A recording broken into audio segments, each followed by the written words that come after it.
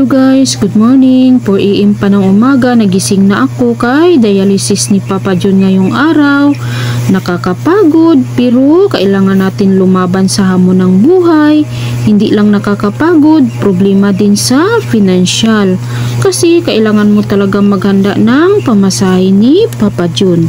Kaya nakikita nyo na namasada ang ating dialysis warrior para makasibing siya sa kanyang pamasahe. Hindi lang pamasahe ang iisipin ng ating dialysis warrior. Siyempre kasama na dyan ang budget sa bahay, ang ulamin ng pamilya, ang babaunin ng anak niya, lahat ng gastos sa bahay sa kanya. Kaya naawa talaga ako sa ating dialysis warrior kasi nga wala akong trabaho. Dahil harvest time lang talaga ako nagatrabaho, naga-sideline ng trabaho sa pinsan ko. Kung walang harvest, wala din ako trabaho. Kaya maawa talaga ako sa ating dialysis warrior. At hindi rin natin maiwasan na mag-alala sa kanyang axis sa kamay niya, baka masira. Bawal kasi iporsa ng mabigat ang kamay ni Papa John. Ang pamasada guys, bawal talaga yan kay Papa John. Kaya tulungan nyo kami pre na proteksyonan talaga ang axis niya sa kamay. Kasi pag masira kay, delikado na talaga si Papa John. Hindi siya madialysis guys. Tapos another opera na naman sa liig.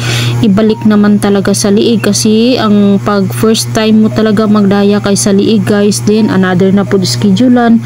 Gawaan naman ulit siya ng kanyang axis. At sobrang mahal talaga magpagawa ng axis, kaya dapat kailangan talaga na ingatan ni Papa John ang kanyang axis kasi yung mga kasamahan niya na iba kay nasira yung axis, ang iba pumutok, yung iba namatay dahil nagputok yung axis nila sa kamay. Bawal talaga sa aming dialysis ang mamasada pero wala kaming magawa kaya laban lang talaga kami.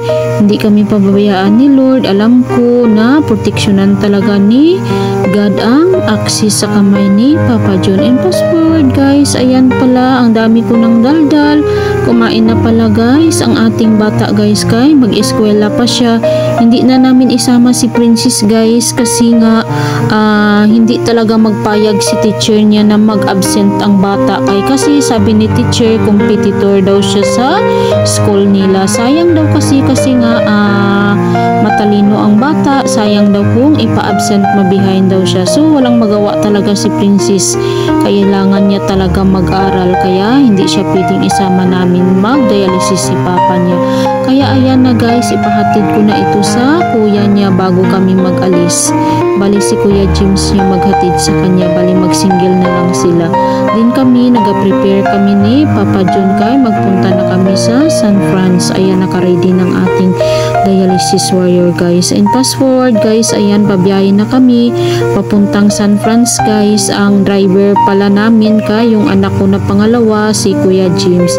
Nalungkot lang talaga ako guys sa kay Kuya James kasi nga nag-stop talaga siya ng kanyang pag-aaral kasi nga sabi niya kay magtrabaho lang daw muna siya, mag-relax lang daw muna siya kasi nga iniisip niya siguro si papa niya. Sabi ko gani sa kanya na wag isipin na kahit ginadialysis si papa niya, kailangan talaga nila mag-aral kasi nga importante talaga na makatapos sila ng kanilang pag-aaral para kung makatapos sila, kung makatulong na sila sa kanilang papa sa pagdialysis, pagbili ng mga gamot, mga maintenance ng mga gamot guys.